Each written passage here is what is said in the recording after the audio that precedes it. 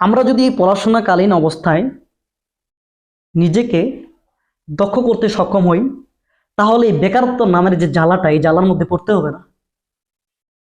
যদি বলেন কিভাবে, সহজে বলতে চাই আমি। আপনি যখন ডিপ্লোমা করতেছেন, ওই সময় 4টা বছর, এই 4 বছরে আপনি মিনিমাম মাসে 4 দিন প্রজেক্টে ভিজিটে যেতে হবে। কোথায় কি কাজ হচ্ছে সেই কাজগুলোর দিকে খেয়াল রাখতে হবে। যদি আমি প্রথম পর্বের ছেলে হই বা প্রথম পর্বের কেউ হই, শিক্ষার্থী হই, সেক্ষেত্রে আমার কাছে একটা সাধারণ মেজারমেন্ট ট্যাব থাকবে। সেই ট্যাব জেনে বিল্ডিং হচ্ছে অনুযায়ী মাপবো, এটা দৈর্ঘ্য প্রস্থ উচ্চতা। এই মিস্ত্রিকে জিজ্ঞাসা করবো, অথবা যদি ওই প্রজেক্টে কোনো ইঞ্জিনিয়ার থাকে তাকে জিজ্ঞাসা করবো যে ভাই এটার দৈর্ঘ্য কত, প্রস্থ কত, এটা মাপবো কিভাবে, এটা মিলিমিটারটা কিভাবে হয়, দৈর্ঘ্য প্রস্থ কিভাবে মাপা হয়, সিএফটি কি জিনিস, ফিট কি জিনিস।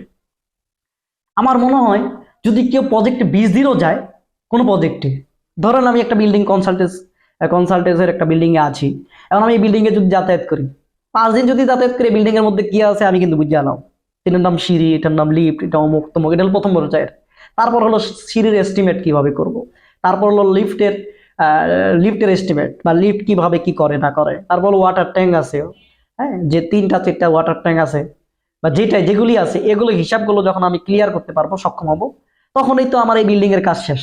এরপরে দেখলাম যে রাস্তায় কাজ হচ্ছে, একদিন ওই রাস্তায় দাঁড়িয়ে থাকলাম, ওইখানটাতে সুপারভাইজার আছে, অথবা যিনি দায়িত্বে আছে, যে ইঞ্জিনিয়ার, তার সাথে একটু কথা বললাম যে ভাই এই রাস্তা কি কি দেওয়া হয়, কিভাবে কি করা হয়, এটা জিজ্ঞাসা করলাম।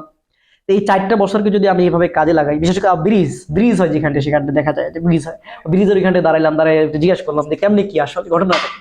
সিমেন্ট কি, বালু কি, খোয়া কি, ইট কি, রড কি, রড কিভাবে চিনবো?